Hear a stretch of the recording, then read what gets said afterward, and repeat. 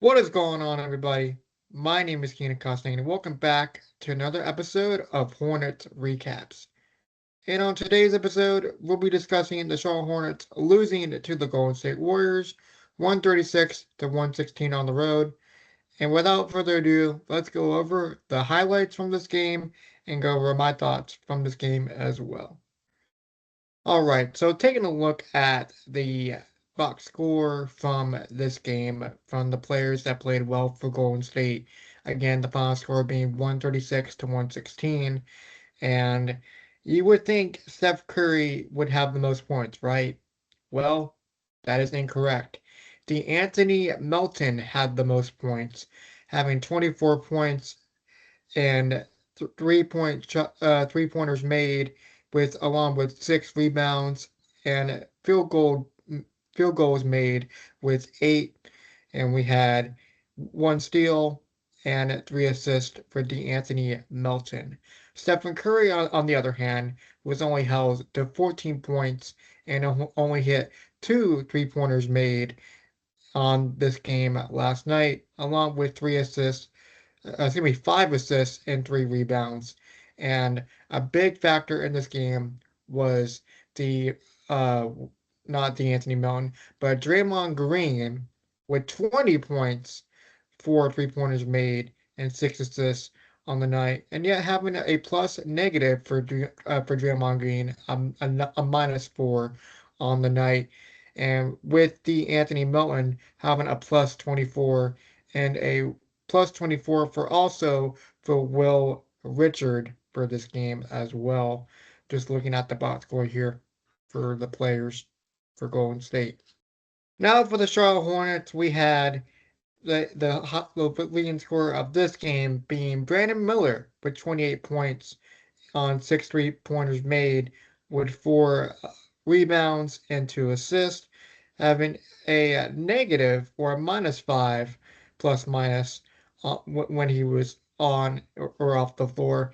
And with Concanipple, which I didn't really talk about in my last video per se, if not at all, he had a 24-point night. So a good solid night all around for Concanipple, still playing up his um, averages throughout the season, having again 24 points, 4 3-pointers made, and 11 rebounds. So he had his first double double of the year, if I'm not mistaken on that.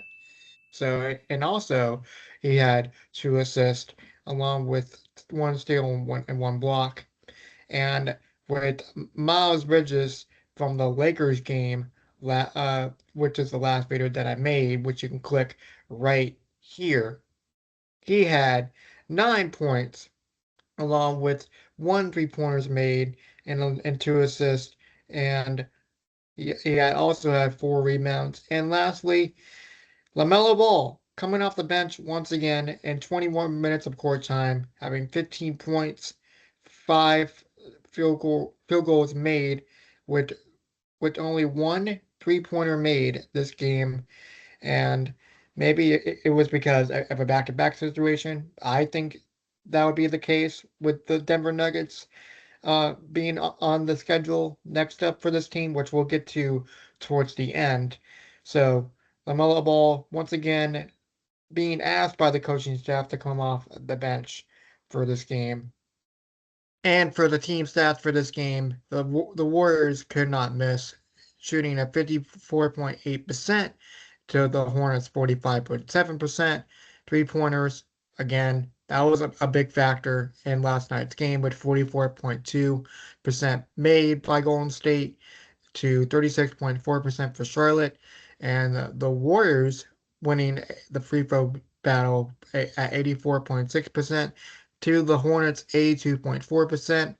Total rebounds, the Hornets surprisingly won that battle 44 to 41, 12 offensive, 9 offensive for Golden State, and 32 to 32, which is tied for defensive rebounds. The blocks category with 7 for Golden State, 3 for Charlotte. The steals 8 to 5, Golden State winning that one. Turnover battle, the Hornets committing the most, so that's not what really gets that there if you're a Hornets fan. The points off turnovers 23 to 16. Fast break 19 to 10. Golden State winning that one. Points in the paint 56 to 48. Golden State winning that one. Personal fouls. The uh, the Warriors winning that one, or committing the most, I should say, 23 to 22. And the largest lead of the game was a 22-point lead for Golden State, and Charlotte then wasn't able to make a lead whatsoever during this contest. So, what are my thoughts after this game that took place last night? Well, to start off, I thought the energy was not there at all. It was a night and day difference when it came to the Los Angeles game, Los Angeles Lakers game that took place on Thursday, and the Warriors game that took place on Saturday. I don't think the energy was there, and Musa Diabate was out for this game as well, along with Mason Plumlee. So two big men that were missing with this contest. Mason being out for the year, and Musa Diabate dealing with some soreness issues. And if I had to guess, Musa Diabate would probably return in this game coming up against Denver. The second thing I want to bring up is the defensive plan against guarding Steph Curry, which they did a really good job, only holding to Steph Curry the 14 points a night and letting others handle the rock. And they were able to, you know, able to figure it out with Curry only hitting two 3-pointers in this game alone. And it was a minor setback defensive wise that the rotations weren't there. People weren't getting into place when when Golden State was attacking the basket, for example, and with closeouts, those weren't good either. So, like I said, night and day when it comes to the two games that took place in Los Angeles and in Golden State. Third thing I noticed about last night's game is LaMelo Ball coming off the bench, and the coaching staff thought, hey, LaMelo, it's a back-to-back game.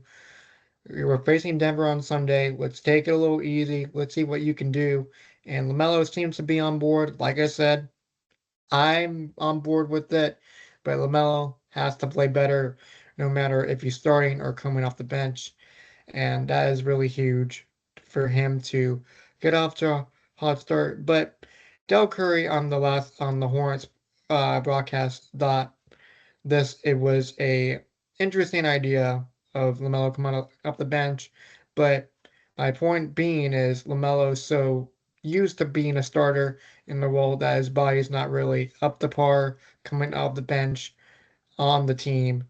So with LaMelo, had a rough night, but we'll see what happens in Denver.